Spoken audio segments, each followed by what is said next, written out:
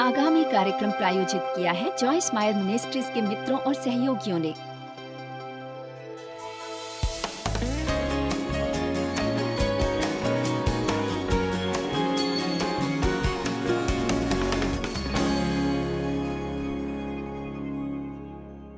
मैं आशा करती हूँ कि आप मेरे बूट कैंप का आनंद ले रहे हैं। आपको यह निश्चित करना चाहिए कि आप समाप्ति करें, वो सब प्राप्त करें जो परमेश्वर आपको देना चाहते हैं। हम बुनियाद की ओर लौट रहे हैं। ये शिक्षा सभी के लिए है। मैं नहीं चाहती कि आप इससे वंचित रहे, सो कृपया देखते रहें। हमने कल कठोर दिल वालों के बारे में बात की थी और ये कि हम केवल दुनिया में होने से ही कठोर दिल हो जाते हैं। मैं ये सोचती हूँ कि कुछ वर्ष जीने के बाद हमारी मिस्रियों जैसी मानसिकता बन जाती है।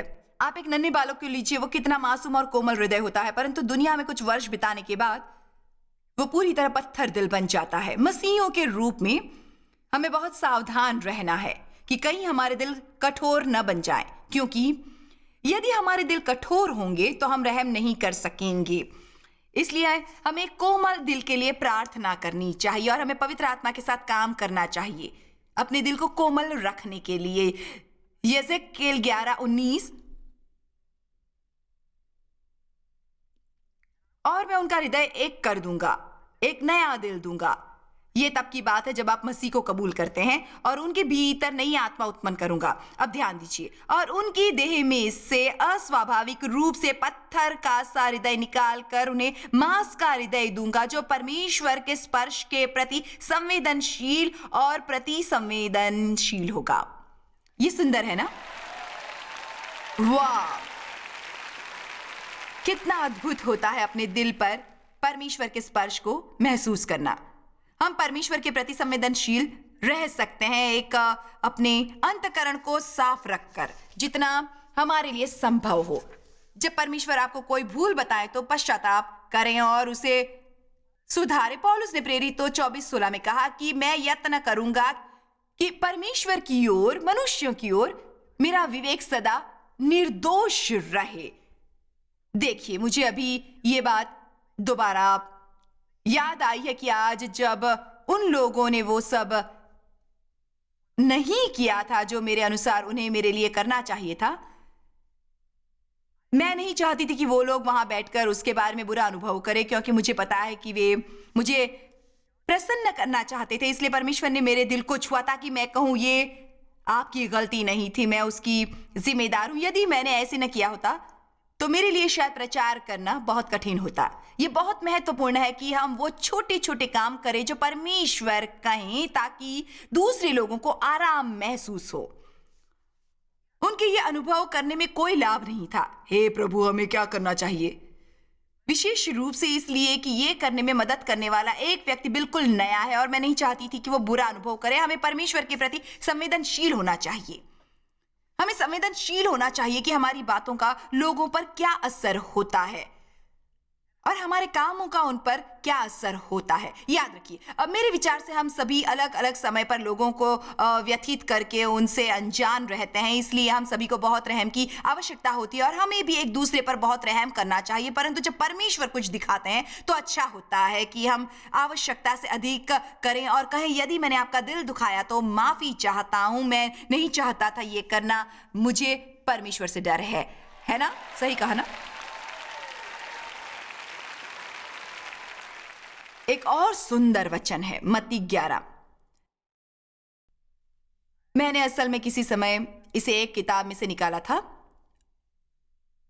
और मैं इसे अपने पर्स में रखती हूं, ताकि जब भी मुझ पर दिल कठोर करने का वार हो तो इसे पढ़ूं। और मैं एक बहुत कठोर महिला थी, मुझे बहुत बदलना पड़ा और मैंने अपने से बहुत वादे किए थे, आइंदा कोई मेरा दिल नहीं दुखाएगा, कोई मुझ पर आदेश नहीं चला पाएगा, मुझे किसी की जरूरत नहीं है, वगैरह वगैरह वगैरह वगैरह वगैरह। कोई मेरी हालत समझ रहा है? ठीक है, उसमें केवल एक ही बात गलत है कि वो दुनिया के लिए सही है, परंतु जब आप परमेश्वर की सेवा करना आरंभ करते हैं और उनके प्रति संवेदनशील बनते हैं, उनके स्पर्श के प्रति संवेदनशील बनते हैं और दूसरों की मदद करते हैं, ये काम नहीं करता। यदि आपका तब भी वैसा रुख होता है तो आपको वे त्यागना पड़ता है। परमेश्वर ने आपको अपनी चिंता करने के लिए नहीं बुलाया। वे आपकी रक्षा करना चाहते हैं और आपको कहना होगा, परमेश्वर मैं दुख उठाने के लिए तैयार हूं यदि प्रेम में चलने के लिए वे जरूरी हो। हे सब परिश्रम करने वालों और बोझ से दबे हुए लोगों, मेरे पास आओ और मैं तुम्हें विश्राम दूंगा। मैं तुम्हारी आत्मा को आराम, चैन और ताजगी दूंगा। मेरा जुआ अपने ऊपर उठा लो और मुझसे सीखो, क्योंकि मैं नम्र, दीन, कोमल और विनीत और मन में दीन हूं, और तुम अपने मन में विश्राम, चैन, आराम, ताजगी, मनोरंजन और आशीष युक्त शांति पाओगे, क्योंकि मेरा जुआ सहज, लाभदायी इच्छा है। क्या आप तैयार है? वे कठोर, तेज, नुकीला या दबाव डालने वाला नहीं है, क्योंकि मेरा जुआ सुहाना, उदार और सुखद है और मेरा बोझ हल्का है। मैं आपसे कुछ पूछना चाहूंगी, क्या आपसे मित्रता रखना आसान है? क्या आप कम खर्च करने वाले कर्मचारी हैं? आप हमेशा झगड़े आरंभ करते हैं और राय का पहाड़ बनाने वाले तो नहीं हैं? क्या आप शीघ्रता से क्षमा करते हैं और शीघ्र नाराज नहीं होते? क्या आपसे विवाहित रहना आसान है?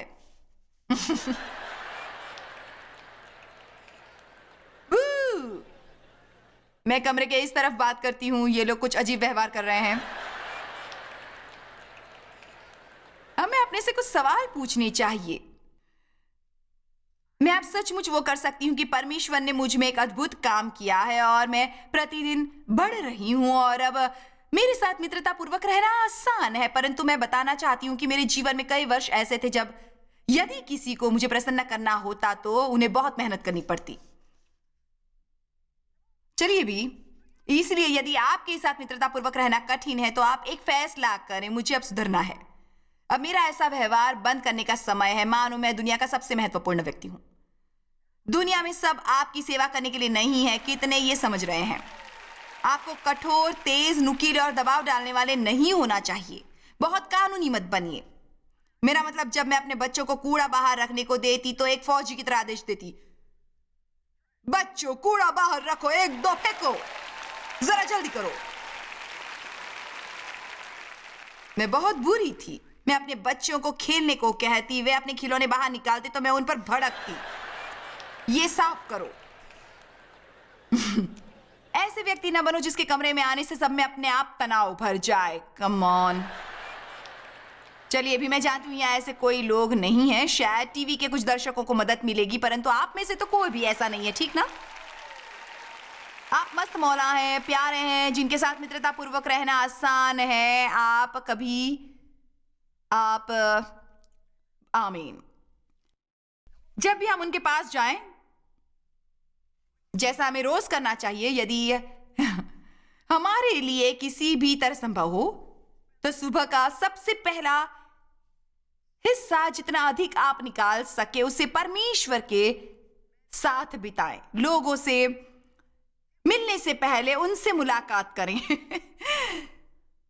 मेरा मतलब, मैं परमेश्वर से पहले केवल अपने डॉगी से बात करती हूं, किसी और से नहीं। और उससे भी मैं बहुत कुछ नहीं कहती, केवल उसके सर पर हाथ फेरती हूं। मेरा परमेश्वर से मिलना जरूरी है ताकि मैं अच्छी बन सकूं। मेरे लिए अपनी अच्छाई को उभारना जरूरी है। आमीन। जब मैंने परमेश्वर के साथ सुबह का समय गुजारना आरंभ किया तो मेरे बच्चे शिकायत करते थे। यह तब था जब वे किशोर थे। क्या आपका रोज सुबह उस कमरे में जाना जरूरी है? मैं कहती, तुम्हें प्रसन्न रहना चाहिए कि मैं उस कमरे में हूं। विश्वास करो, तुम्हारा जीवन बेहतर होगा यदि मैं उस कमरे में जाऊंगी। मेरे विचार से कुछ समय बाद वे समझ गए। मां, आप कमरे में जाइए। जब आप परमेश्वर की उपस्थिति में समय बिताते हैं, परमेश्वर की उपस्थिति में समय बिताना आपको कोमल बनाता है, आपको उनके जैसा बनाता है। यीशु ने कहा है, सब परिश्रम करने वालों और बोझ से दबे हुए लोगों, मेरे पास आओ, मैं तुम्हें विश्राम दूंगा। मेरा जुआ अपने ऊपर उठा लो और मुझसे सीखो। मैं सब कैसे करता हूं, क्योंकि मैं सज्जन, विनम्र, कोमल, दीन हूं। मैं नहीं हूं कठोर, नुकीला और दबाव डालने वाला। आमीन। बहुत आशीष मिलती है। परमेश्वर जब हमें ऐसा दिल देते हैं जो उनके स्पर्श के प्रति संवेदनशील होता है। आपको नहीं लगता परमेश्वर को किसी मनुष्य को बदलते देखना दुनिया का सबसे बड़ा चमत्कार होता है? विचार से वो दुनिया की सर्वाधिक सुंदर चीज होती है। ओह वाह, अद्भुत। मैं अब आपसे बात करना चाहती हूँ। मैं दिल की दो अवस्थाओं के बारे में बात करना चाहती हूँ। समाप्ति करने और कोलंबस ओहायो से जाने से पहले मैं एक विश्वासी दिल होने के बारे में बात करना चाहती हूँ। विश्वास बहुत महत्वपूर्ण है। वह ऐसा कुछ नहीं जिसे आप अनुभव करते हैं। यह ऐसी चीज है जिसके बारे में आप निर्णय लेते हैं। अव्वल तो आप किसी और चीज पर विश्वास न करने का निर्णय लेते हैं। बाइबल में लिखा है, शरीर पर बिल्कुल विश्वास न करो, न अपने शरीर, न किसी और के, न अपने बैंक के खाते पर, न अपनी शिक्षा पर, बल्कि आपको मसीह पर विश्वास करना है, किसी अन्य पर नहीं। उनके द्वारा सभी विभाजित करने वाली दीवारें टूट गई हैं। मुझे किसी और से अपनी तुलना करने की जरूरत नहीं है। मुझे किसी और की तरह बनने की कोशिश नहीं करनी है। मुझे उनसे मुकाबला नहीं करना है। मैं बनने के लिए स्वतंत्र हूं और मुझ में उसके लिए विश्वास हो सकता है, क्योंकि मेरा मूल्य और महत्व उनमें है। हो सकता है आपके पास बहुत सी डिग्रियां हो, पर वो आपको किसी ऐसे से बेहतर नहीं बनाती जो सिर्फ 8वीं पास हो। मैं केवल 12वीं तक पढ़ी हूं।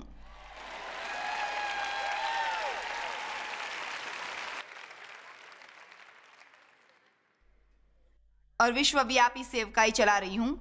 सो मैं आपको कुछ बताना चाहती हूं। दिमागी ज्ञान महत्वपूर्ण नहीं है। उसके बाद मुझे कई डिग्रियां मिली हैं, परंतु वे मुझे अच्छे तरीके मिली हैं। मैंने वो अपने को दिलवाई हैं। मेरे पास 4-5 डिग्रियां हैं। सो मैं कहती हूँ, प्रभु की स्तुति हो। मुझे अपनी किताब और उनमें लिखी सामग्री के आधार पर बहुत सी डिग्रियां मिली हैं। मेरे विचार से वे पढ़कर कहते होंगे, इन्हें सचमुच ज्ञान है, पर याद रखिए, मैंने वो किताबों से नहीं सीखा है, बल्कि परमेश्वर से प्राप्त किया है। और मैं आपको बताना चाहती हूँ कि परमेश्वर आपके जीवन में बदलाव लाते हैं। वे महत्वपूर्ण नहीं जो आप नहीं कर सकते, बल्कि जो वो कर सकते हैं वो महत्वपूर्ण होता है। इसलिए यदि आप शिक्षित हों और आप में बहुत सी प्राकृतिक योग्यता हो, तो उसके लिए परमेश्वर का धन्यवाद करें, पर उन पर निर्भर न रहें, क्योंकि केवल एक चीज है जो आपको परमेश्वर के राज्य में ले जा सकती है, और वो है परमेश्वर की उपस्थिति और शक्ति आपके जीवन पर, उनका अभिषेक। आमीन। इसलिए आप में पक्का विश्वास होना चाहिए। प्रभु ने एक बार मुझसे कहा, जॉयस, ये बहुत जरूरी है कि जब तुम मंच पर जाओ तुम कभी अपना आत्मविश्वास न गवाओ, क्योंकि जिस पल तुम अपना आत्मविश्वास गवाओगी,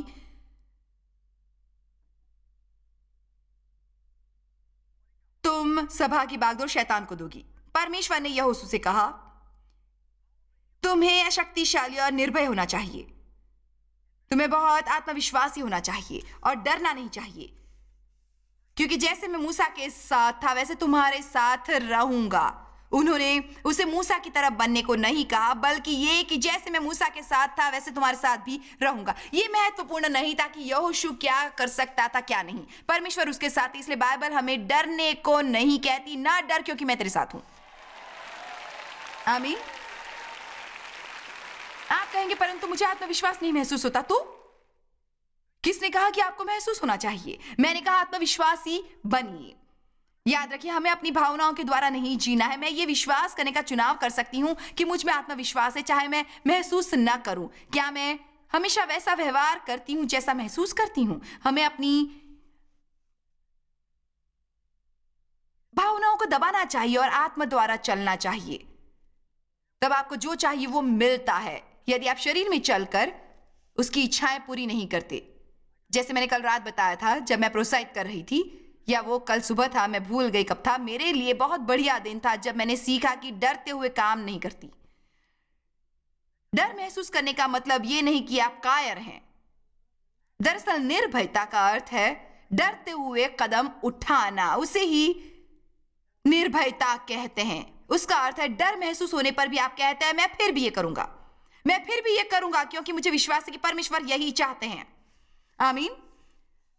आत्मविश्वास हमेशा दूसरों के साथ अपनी तुलना न करते रहें और किसी और की तरह दिखने की कोशिश न करें। तुम ये कर सकते हो, मैं ये नहीं कर सकता। तुम्हारी दफ्तर में पदोन्नति हुई है, मेरी नहीं। तुम्हारी पदवी मुझसे ऊंची है, तुम्हारी आवाज मुझसे बेहतर है। मैं सच कहती हूं कि हम उन योग्यताओं का आनंद नहीं ले सकते जो परमेश्वर दूसरों को देते हैं, यदि हम उनके साथ तुलना करना और ये सोचना बंद नहीं करते कि हमें उनके जैसा होना चाहिए। देखिए, आप परमेश्वर के सामने एक व्यक्ति हैं, उनकी आपके लिए एक योजना है। आप आपको किसी और की तरह दिखने की जरूरत नहीं है। आज आगे बढ़कर अपने शरीर से समझौता कर लीजिए। आज उससे निपट ही ले। आमीन। कितने हैं जिन्हें अपने शरीर की कोई बात पसंद नहीं है परंतु वो उसके बारे में कुछ नहीं कर सकते? ठीक है, आज ही उससे शांति कायम कर ले। मैं बताऊं क्यों? कौन कहता है कि वो गलत है? वो कौन है? वे हमारा जीवन चला रहे हैं और हम उन्हें जानते तक नहीं हैं।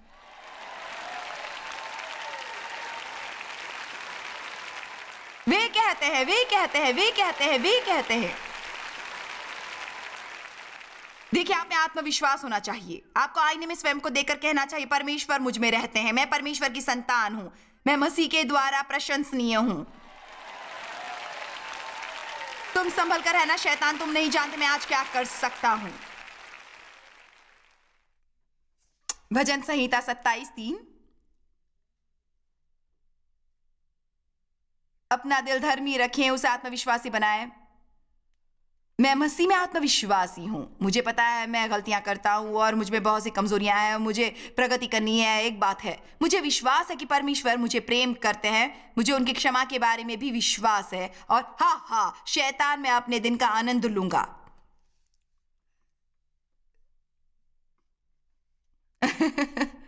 धन्यवाद। भजन 27। ओ, मुझे ये भजन प्यारा है। ऐसा है कि भजन 27:4 पूरी बाइबल में मेरे सबसे प्रिय वचनों में से एक है। मैं आपको अभी वो सुनाऊंगी, परंतु उसके पहले के वचन 3 में कहा है, चाहे सेना भी मेरे विरुद्ध छावनी डाले तो भी मैं न डरूंगा, चाहे मेरे विरुद्ध लड़ाई ठन जाए उस दशा में भी मैं हियाव बांधे निश्चिंत रहूंगा। एक बार मैंने यहोवा से मांगा है, उसी के यत्न में लगा रहूंगा कि मैं जीवन भर यहोवा के भवन में उनकी उपस्थिति में रहने पाऊं, जिनसे यहोवा की मनोहरता, आकर्षकता और आनंदप्रद रमणीयता पर दृष्टि लगाए रखूं और उसके मंदिर में ध्यान किया करूं, क्योंकि वो तो मुझे विपत्ति के दिन में अपने मंडप में छिपा रखेगा। अपने तंबू के गुप्त स्थान में वो मुझे छिपा लेगा और चट्टान पर चढ़ाएगा। अब मेरा सिर ऊंचा होगा। अगले सप्ताह, अगले वर्ष, जब मेरी समस्या समाप्त हो जाएगी, अब मेरा सिर चारों ओर से शत्रुओं से ऊंचा होगा। क्यों? वचन 4 के कारण। आप परमेश्वर की उपस्थिति में रहते हैं। एक बार मैंने यहोवा से मांगा है, उसी के यत्न में लगा रहूंगा। मैं उसे खोजूंगा, इच्छा करूंगा और अपनी पूरी शक्ति से उसके पीछे जाऊंगा कि मैं जीवन भर यहोवा के भवन में रहने पाऊं और उनकी मनोहरता पर दृष्टि लगाए रखूं। मैं बहुत सी चीजों के बिना रह सकती हूं, परंतु परमेश्वर की उपस्थिति के बिना नहीं। मेरे लिए वो बहुत जरूरी है, क्योंकि वो न करने पर बाकी सब गड़बड़ा जाता है। मैं इस सिद्धांत के अनुसार जीती हूं। मैं अपना उत्तम करूंगी, परमेश्वर बाकी का आप पर है, क्योंकि मैं जानती हूं कि मेरा उत्तम भी कभी पर्याप्त नहीं होगा। इसलिए हमें हमेशा परमेश्वर पर विश्वास करना है कि वो करेंगे जो हम नहीं कर सकते। आप सब कहिए, मैं आत्मविश्वासी बनूंगा। आत्मविश्वास के बारे में बाइबल में बहुत से बढ़िया वचन हैं और आज मैं अंत में आपसे बात करना चाहूंगी ऐसा दिल बनाए रखने के बारे में जो क्षमा करने वाला और दयालु हो।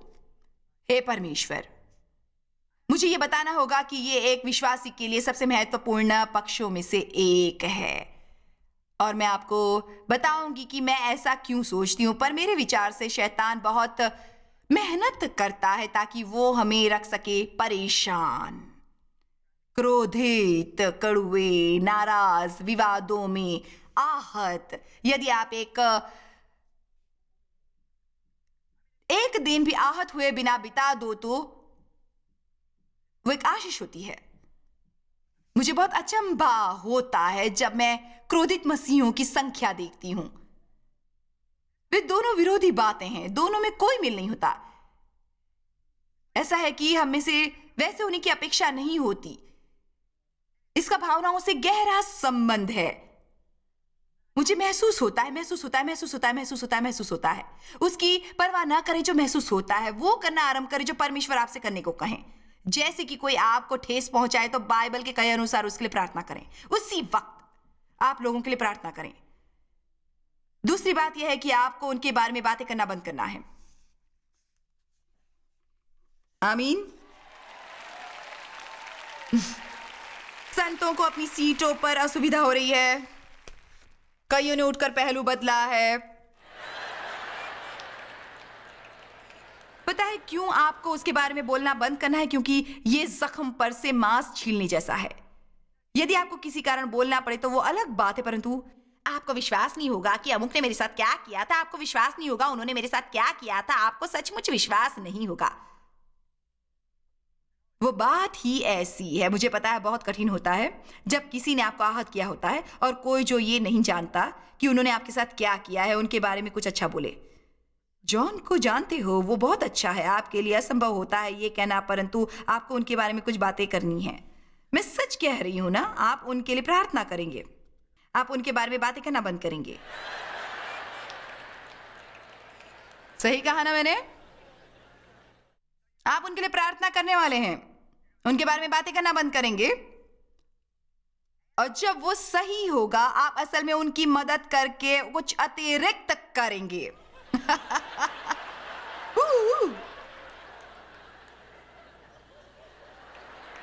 रोमियो 12। मैं आपको जो अगले कुछ वचन सुनाऊंगी वे महत्वपूर्ण हैं, बहुत महत्वपूर्ण, और मैं इसके बारे में बहुत गंभीर हूं। मेरे विचार से यह असली कुंजी है हम में से दूसरे लोगों की ओर वो जीवन प्रभावित होने के लिए जो परमेश्वर चाहते हैं। वचन 16, 21। आपस में एक सा मन रखो, अभिमानी, घमंडी, दंभी, अहंकारी न हो, परंतु सबके साथ तालमेल रखो।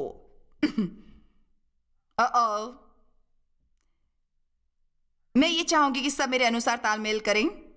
ठीक कहा ना? परंतु सब लोगों परिस्थितियों के अनुसार तालमेल करें, दिनों के साथ संगति रखें, अपनी दृष्टि में बुद्धिमान न हो, बुराई के बदले किसी से बुराई न करें। जो बातें सबके निकट भली हैं उसकी चिंता किया करो। परमेश्वर और मनुष्यों की दृष्टि में बेदोष होने की कोशिश करो जहां तक हो सके। हमें उसकी चिंता करनी बंद करके जो अन्य सभी करते हैं अपना हिस्सा करना चाहिए। तुम अपने भरसक सब मनुष्यों के साथ मेल मिलाप रखो। मुझे ऐसे लोगों को देखना प्यारा है जो अन्य लोगों को अपने साथ क्रोधित नहीं रहने देते। वो प्रेम करते रहते हैं, प्रेम करते रहते हैं, करते रहते हैं जब तक वे पिघल नहीं जाते। हे प्रियो, अपना पलटा न लेना, परंतु क्रोध को अवसर दो, क्योंकि लिखा है पलटा लेना मेरा काम है। प्रभु कहता है मैं ही बदला लूंगा। परंतु यदि तेरा वैरी भूखा हो तो उसे खाना खिला, यदि प्यासा हो तो उसे पानी पिला, क्योंकि ऐसा करने से तू उसके सिर पर आग के अंगारों का ढेर लगाएगा। और इसका वो मतलब नहीं जो आप समझ रहे हैं। मैं सोचती हूँ वाह। परंतु नीति वचन में लिखा है कि ये जलते हुए अंगारे असल में उन पर उड़ेले हुए प्रेम हैं जो पत्थर दिल को पिघलाते हैं। समझ आया? इसलिए जब कोई आपके साथ दुर्व्यवहार करे, आपका अपमान करे, बुरा करे, लिहाजी न हो, यदि आप उनके लिए प्रार्थना करेंगे और उसके बाद जब उन्हें कोई जरूरत होगी आप उसे पूरा करेंगे, वो प्रेम, वो ज्वलंत प्रेम जो आप उन पर उड़ेलते हैं उनके कठोर दिलों को पिघला देगा। और अंतिम वचन, ये मेरे जीवन का आधार है, मैं इसके अनुसार जीती हूं। बुराई से ना हारो, परंतु भलाई से बुराई को जीत लो। मैं उसके अनुसार जीती हूं। वे मेरे जीवन का सिद्धांत है। मैंने अपने पिता के साथ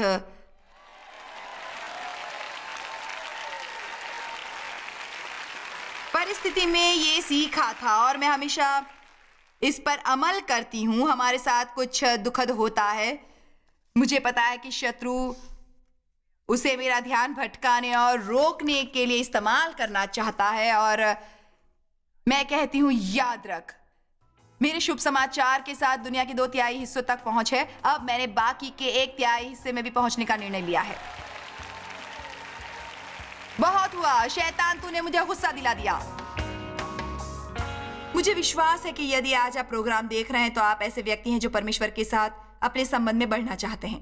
इसलिए यदि आप चाहते हैं कि आपका दिल परमेश्वर के दिल की तरह हो और आप तैयार हैं परमेश्वर को आपके जीवन की उन चीजों से निपटने देने के लिए जिन्हें बदलने की जरूरत है, तो यह अच्छी बात है। याद रखिए कि आपका दिल इच्छुक होना चाहिए। परमेश्वर सज्जन है और वे आप पर किसी बात का दबाव नहीं डालते।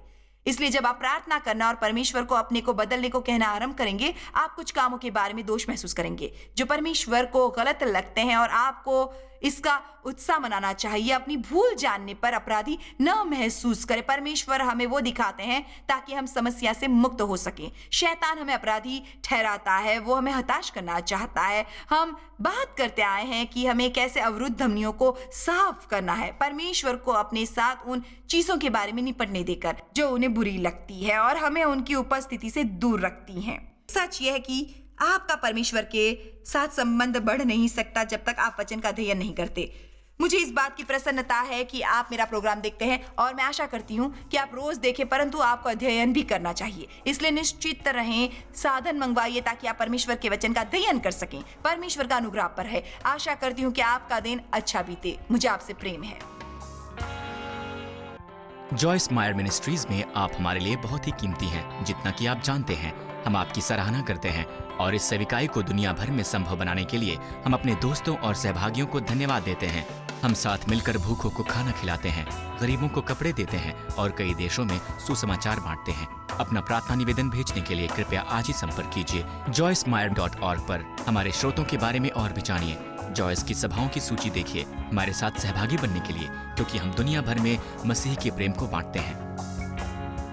इसका खर्च उठाया है जॉयस मायर मिनिस्ट्रीज के मित्रों और सहयोगियों ने।